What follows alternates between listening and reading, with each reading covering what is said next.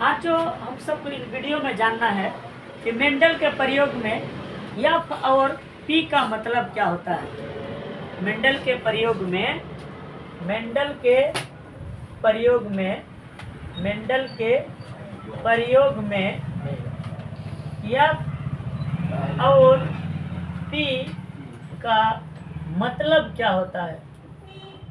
मतलब क्या होता है क्या होता है। ठीक है, आज हम सबको इस वीडियो में बस छोटा सा वीडियो है, हम लोग तुरंत चर्चा कर लेंगे। अरे एफ का मतलब क्या है, पी का माने क्या है। तो देखो रे बाबू, एफ का माने होता है फिलीजन। फिलीजन इसको इंग्लिश में कहते हैं फिलियल जनरेशन, जिसको हिंदी में कहते हैं पीढ़ी। यानी एफ का मतलब होता है फिलीजन, जिसको इंग्लिश में कहते हैं फिलियल जनरेशन, जिसको हिंदी में कहते हैं पीढ़ी।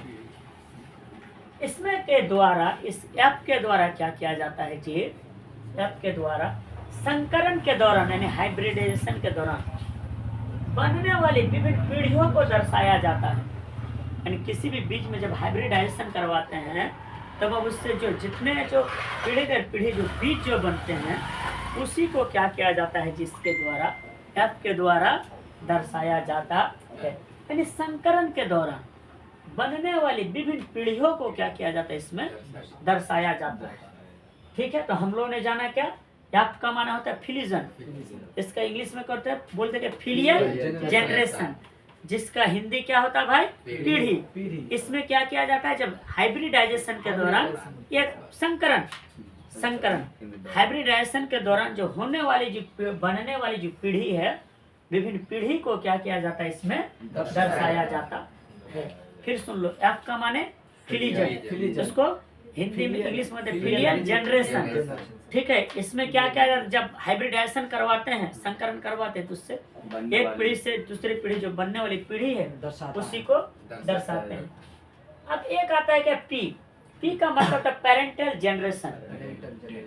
जनरेशन। इसको पी का जो बाबू क्या किया जाता है, मूल पौधों के लिए दर्शाया जाता है, मूल पौधों के लिए।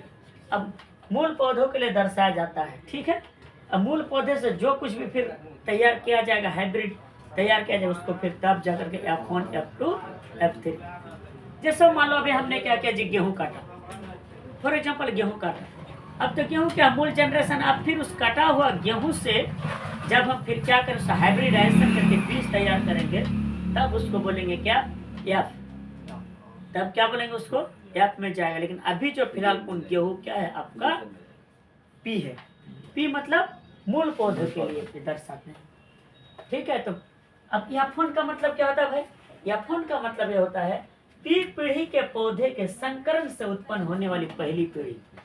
यानी पी से क्या किया जी, पी पीढ़ी से जो कुछ भी संकरण करके जो पौधे तैयार किया, यानी इससे जो तैयार हुआ, इससे जो पी से जो तैयार हुआ, पी से जो तैयार हुआ उसको क्या कहेंगे, F1। और F1 से जो तैयार होगा उसको कहेंगे F2, और फिर F2 से जो तैयार होगा उसको कहेंगे क्या, F3, और F3 से जो तैयार होगा उसको कहेंगे क्या, F4। इस तरह करके ये परंपरा चलता रहेगा, समझा। तो तैयार रेडी कहाँ से होता है, पी से होता है कौन, सबसे पहले F1 से फिर F2 से F3। इस चीज को समझ में आया। तो पी ही क्या हुआ, आपका मूल पौधे के लिए हुआ, यानी आपका पेरेंटल जनरेशन। आपका माने हुआ क्या, फिलीजन। अब पता है बाबू, अगर F1 पीढ़ी से जो पौधे जो होंगे, F1 पीढ़ी में जो होंगे, तो उसका जो फूल का जो रंग होगा वो 75% बैगनी होगा, 25% सफेद। 75% बैगनी, 25% सफेद होगा। ठीक है, अब जैसे फिर इसी तरह के मान लो क्या F2 है, F2 के लिए क्या करेंगे, सेकंड फिलियल जनरेशन, यानी एक किससे उत्पन्न होगा, F2 उत्पन्न होगा किससे, F1 से। F2 उत्पन्न होगा किससे, F1 से।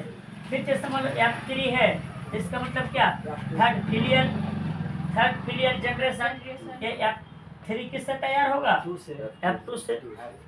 फिर मान लो कि अगर मान लो कि F4 है, इससे क्या होगा, फोर्थ फिलियल जनरेशन। तो F का F और P समझ में आया, कोई दिक्कत है इसमें।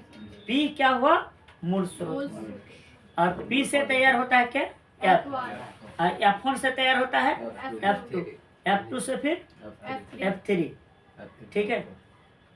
इसी तरह से रेडी होता है। F का माने क्या हुआ? फिलिजन।